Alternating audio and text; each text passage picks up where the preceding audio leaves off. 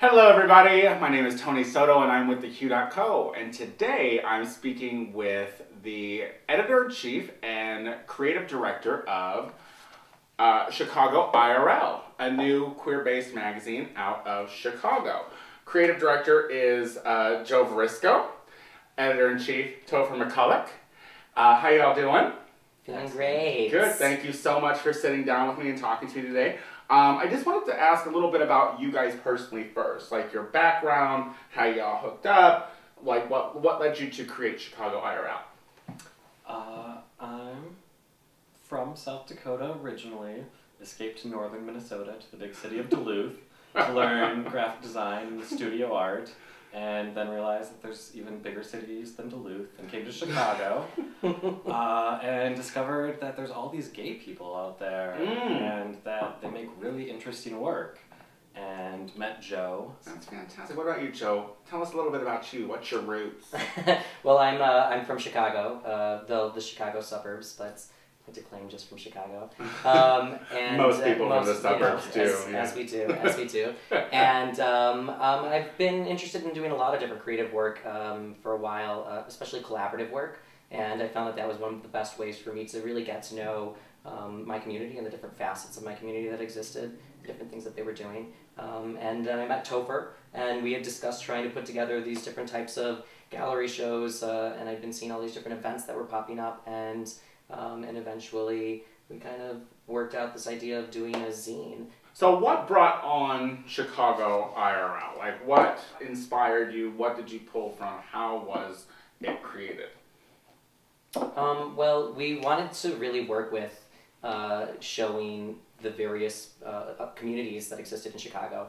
We knew people from all kinds of different communities, and we wanted to find a way to kind of bring them together and in a way that we could exhibit all of their work, and in a way that really honored the spectrum that exists of queer creative work, and that it was also really intentional about being Chicago-based and working with kind of being like a time capsule of what was happening with the community right now creatively, and more specifically collaboratively. So we figured if we had a place where people could come together to do that work in some form, that would be a good starting ground, and so we started doing that. So, like, what is your schedule on release for this? Is it going to be, like, quarterly? Or? Yeah, we're That's shooting the for intention. Quarterly. You'll get there. Yeah. Of course, Yeah. you'll get there, but you got to work that out. Are you an open submission magazine? How do you get your contributors?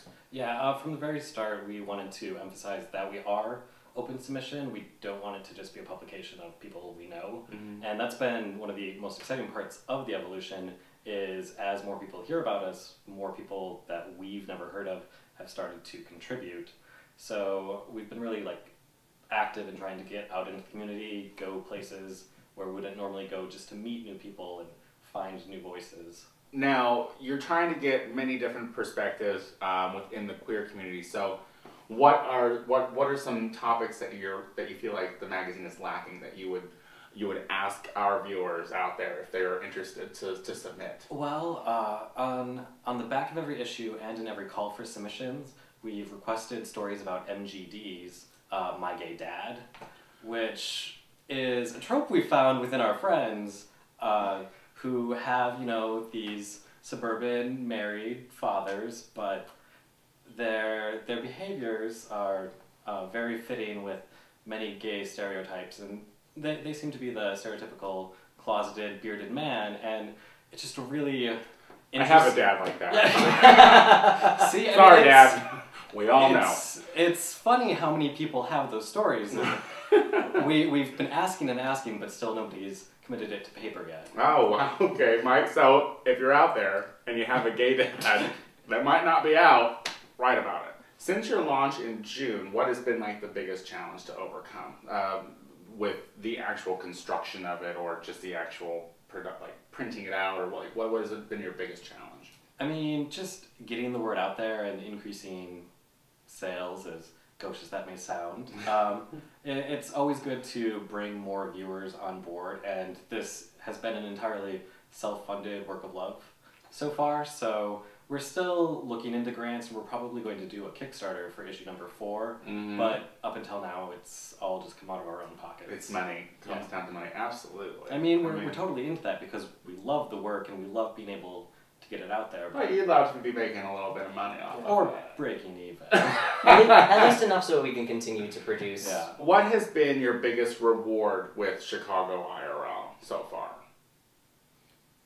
I would say personally the fact that it continues to reach other audiences, that we continue to get more diverse voices, I think is evidence of the fact that it is reaching larger audiences. And to me, one of the most impressive facts of that is that it reached international audiences. We'll get sales in Paris, and we have a contributor from Greece and the UK and all kinds of in South America, Colombia. So that's really exciting. You know, like 1 or 2 here and there, but nonetheless, it's really great and really exciting to see that there's this interest. And it's the part of it that I find the most compelling is that it draws people to Chicago being a center of where all of this activity is going on, and it being, which is, I don't think, traditionally looked upon in America as being a center of queer, creative waves of activity. And so I love that that's happening because I believe that it is. One of our challenges has been to get more female voices or female identified voices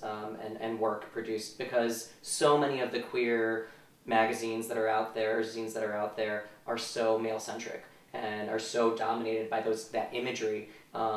And so there is some of that in the work that we produce as well in Chicago IRL, but we wanted to make sure that we included more, and that was a struggle. So this Saturday, we are having our release party, right? That's nice. At Parlor on Clark, up north, at Northern Lights. Yes. Tell us what we can expect to see at Northern Lights on Saturday night. Well, what we'll be seeing this Saturday at Northern Lights is actually really exciting.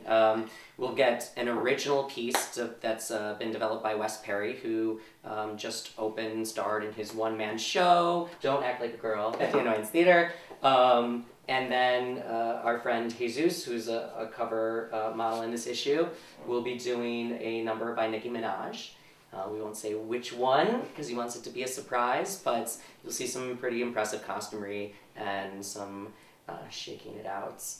And then headlining with Deja, who is amazing, has done incredible work before. I've gotten the chance to see her perform twice now, and I just can't wait to see her tear up the stage. So those 3 people are going to make it great. Go-Go Gothic dancers, DJ Eric Roldan. Let's not forget DJ Eric Roldan. Rocco Granite hosting. So a lot of color, a lot of confetti, a lot of sequins, a lot of smashing heels into the ground. I love it. Yeah. I love it. I love Northern Lights. It's such a great party. All right. Let's just ask one more question. What does the future hold for Chicago IRL? Like what are your dreams? Tell me your dreams. Well, the Chicago IRL media empire. Issue 4 immediately. We'll start asking for submissions for that next month, and that will be out early June. And part of that, we're going to be doing a Kickstarter, which hopefully is going to bring even more people in and have a lot of great rewards, give people the chance to stock up on back issues if they're new to the magazine, and hopefully just find lots more people to contribute and be interested in. That's fantastic. I love it. I wish you guys all the luck. I think that it's a great magazine. I think it's wonderful. I would like to thank Joe Varisco and Topher McCulloch for sitting down and talking with us tonight. Also, please pick up their magazine. Give them your money. They need it. They want it. So give it to them. Chicago IRL, Chicago-based queer magazine. And check out their launch party this Saturday night at Northern Lights at Parlor on Clark. Starting at 10 p.m., going until they close the doors.